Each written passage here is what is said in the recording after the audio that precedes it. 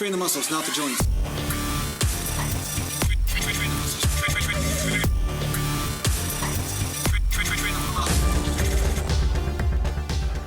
Welcome back to Natural Gland Bodybuilding.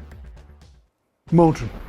And today I'm going to talk to you about what to do when you're working with a heavy weight for the first time. So say you've been training for a while and you're working with a certain weight that you can do 8 reps with or something like that. And then you finally say, screw it, I'm going to go a bit heavier and do a weight that I've never done before and I could maybe only get 2 or 3 or 4 reps with.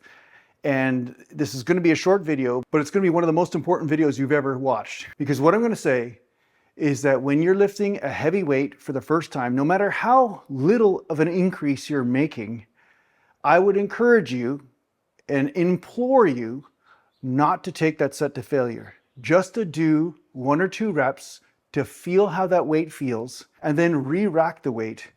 And perhaps do another set if you feel like you can, or that it felt safe and you want to develop the groove. But do not take that set to failure, especially if it's in an intensity range where you could only get 5 or 6 reps.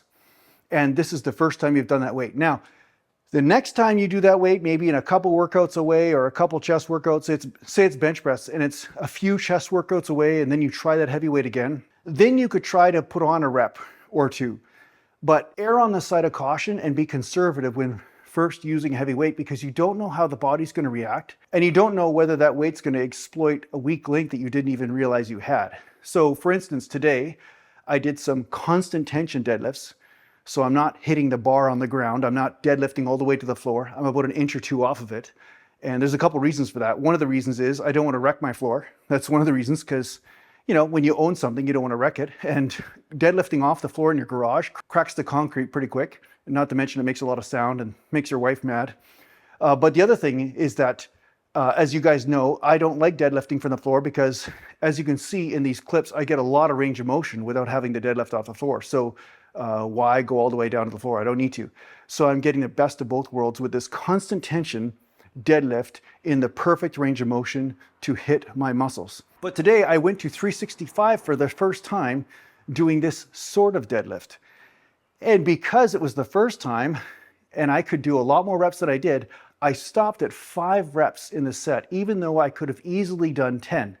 And the reason why is because I could feel that my body needed to calibrate to this weight.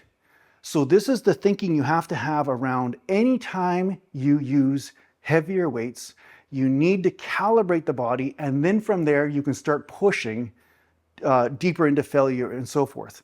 But the other caveat on this is that I never recommend somebody using an intensity of weight where they hit failure within 5 reps. If you're hitting failure within 5 reps, that's too intense of a set, and I think eventually that's just going to lead to you getting injured. That's really my belief for most people. You know, some people might not, but is it worth the risk? And is it really going to add to your training by using heavy weight to failure with 5 reps and below? I'm thinking the risk is going to greatly outweigh any possible benefit. And in my experience, that type of rep range was never necessary in order to get stronger and bigger and to win national titles as a natural bodybuilder. So the thing is that you have to decide, do you want to do what's more effective, or do you want to serve your ego in any one workout? And if the ego wins over, I guarantee you, you're going to regret it at some point. Mountain. So on that note, I'm still working on my book. Thanks a lot, guys, for those of you who have been in support of it. I'm going to be selling it as an ebook on my website. And yeah, keep staying tuned for that. I'm sure that I will have it done at some point. And yeah, thanks a lot to you guys who have reached out and said that you're interested in getting that book once I'm done. Mountain. So thanks a lot for watching. If you need to get a hold of me, just go to naturalglandbodybuilding.com. And thanks to the page supporters, and take care for now.